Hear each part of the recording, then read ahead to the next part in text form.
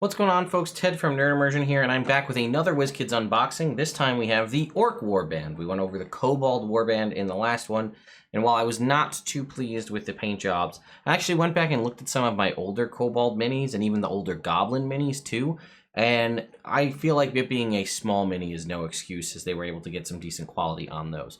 But the Orcs are significantly larger, and these look really good, in my opinion, at least from in the box.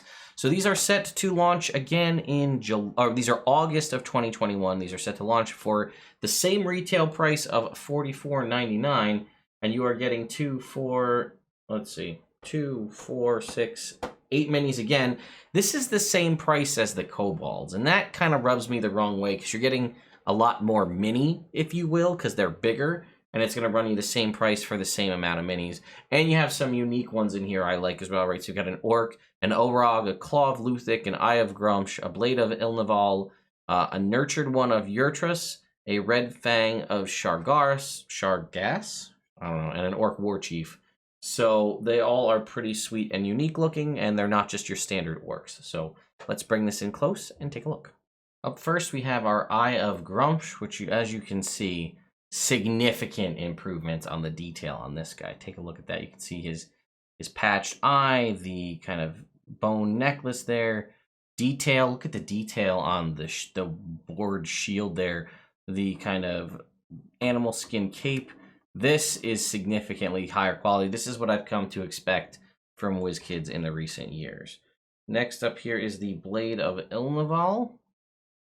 Again, we've got, you can actually see details on the face in there.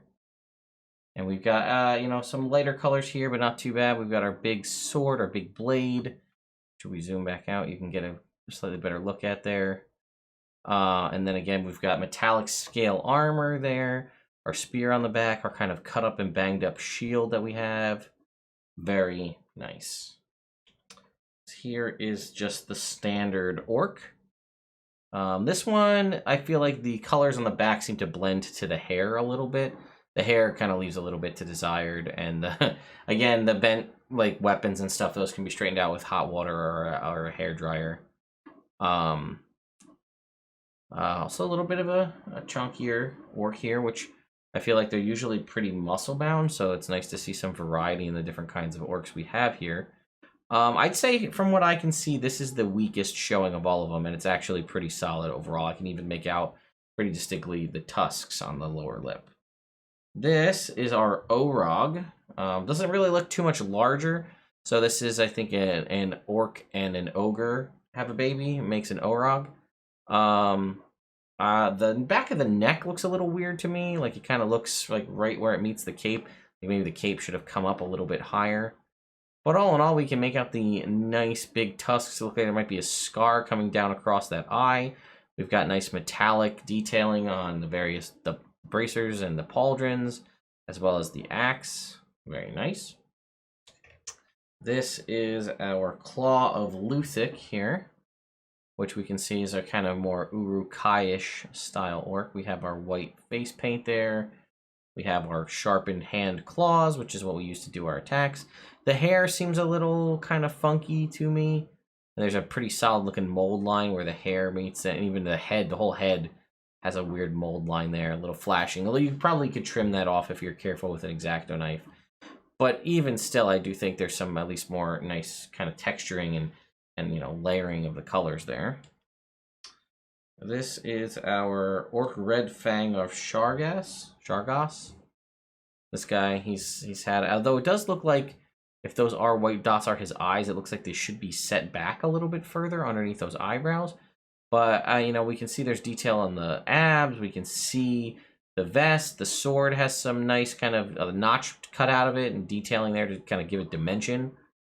He's got his green hoodie going on here, which is kind of funny. Gives me a sort of odd Legend of Zelda vibe with the green hoodie there. This is our Orc Warchief. He is angry, as you can tell. His tusks are way out the side of his mouth, which looks like it would actually be painful to live that way. But either way, he's got, some details. We see the rivets and stuff on the chest there. The flowing cloak, which does actually have a little bit of dimension and color scaling there. You can see the stitches on the bracer on the arm there with the little skull on it. the fur on the boots, as well as the axe.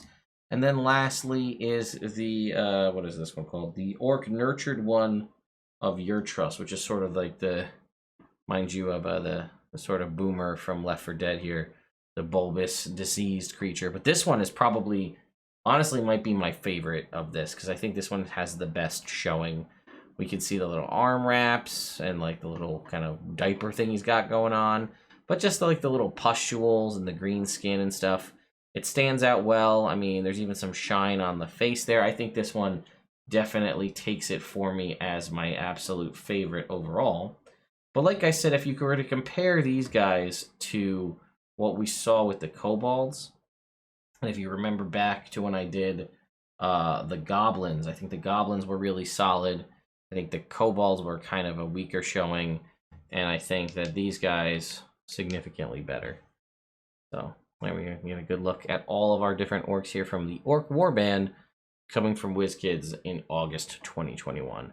Again, I think for the price of $44 for 8 orcs, it definitely beats out the price of $44 for 8 kobolds. But you guys let me know what you think about this in the comments down below.